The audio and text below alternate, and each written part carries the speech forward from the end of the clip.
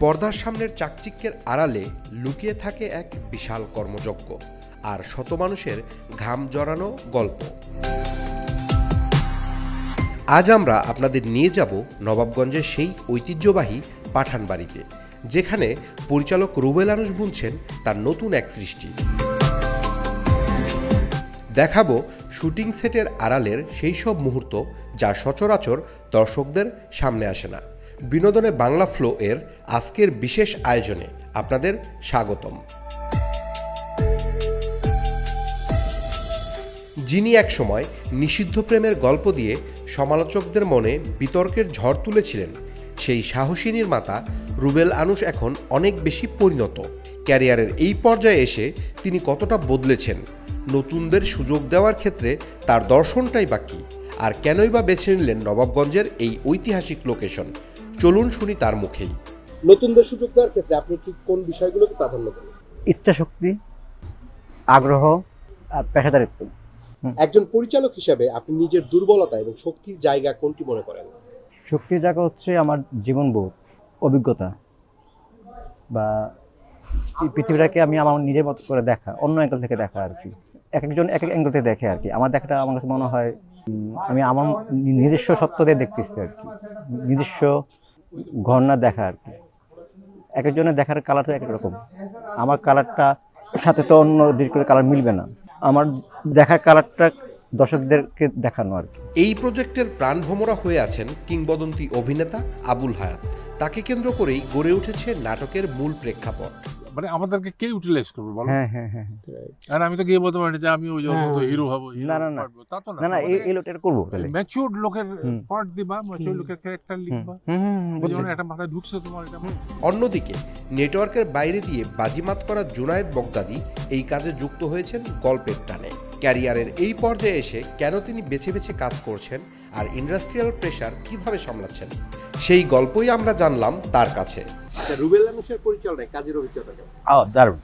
রুবেল ভাইয়ের হয় কি, অ্যাজ এ ডিরেক্টর উনি সেটে থাকে না, উনি ফ্রেন্ড হয়ে যায়। আর ওনার সবচেয়ে টেকনিক্যাল যে জিনিসটা আমার ভালো লাগে এটা হচ্ছে উনি ইনভলভ করে ফেলে। এই জোনায়েদ বলো তো, গল্প যদি এই হয় তাহলে তোমার ক্যারেক্টার কী হবে? সো উনি যেভাবে টাস্ক একটা ছুড়ে দেয়, এতে কি হয়, গল্পটা ব্রেনে নেওয়া একটা চ্যালেঞ্জ। আসলে কি হবে এটা, বা এটা কি হবে, কেন এটা হবে না, বা এটা হলে ভাই কেন হবে। কালকে রাতে একটা সিন নিয়ে রুবেল ভাইয়ের সাথে আমার অনেকক্ষণ আমরা কাইন্ড অফ একটা যুক্তি তর্কের মধ্যে চলে গেছি। না ভাই, এই ওয়ার্ডটা আমি বলবো না, না এটা বললে সমস্যা কি। আসলে এই জিনিসটা তখনই ঘটে যখন মেন্টালি আমি জিনিসটাকে আমার মধ্যে নেই। তো রুবেল ভাইয়ের সাথে এই জিনিসটা খুব বেশি ঘটছে, এবং তার সাথে আগেও আমার এটা ঘটেছিল। এবং রুবেল ভাইয়ের সাথে কাজ করার এটা হচ্ছে ডিফারেন্স একটা এক্সপিরিয়েন্স আমার। কি প্রশ্ন এক্সপেক্ট করেছিলেন যে যেটা করা হয়নি আপনাকে? ভালোবাসা উচিত কি না, জীবন আপনার কাছে কি মনে হয়? সবসময় কি জীবন মানুষের সাথে ফেয়ার, বা আপনি কি এই জীবনটা চেয়েছিলেন? যদি জীবন একটা গিফট হয় তাহলে আপনি কতটুকু গ্রেটফুল এই জীবনটা পেয়ে।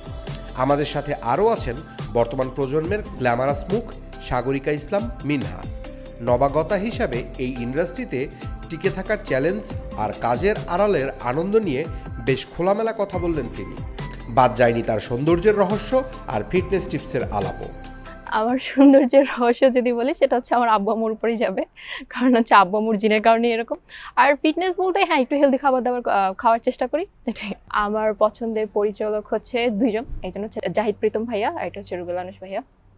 আর হচ্ছে যদি অভিনেতার কথা বলি, তাহলে হচ্ছে আমি এখন যার সাথে কাজ করছি জুনায়েদ বগদাদি, সেও আমার পছন্দের একজন মানুষ।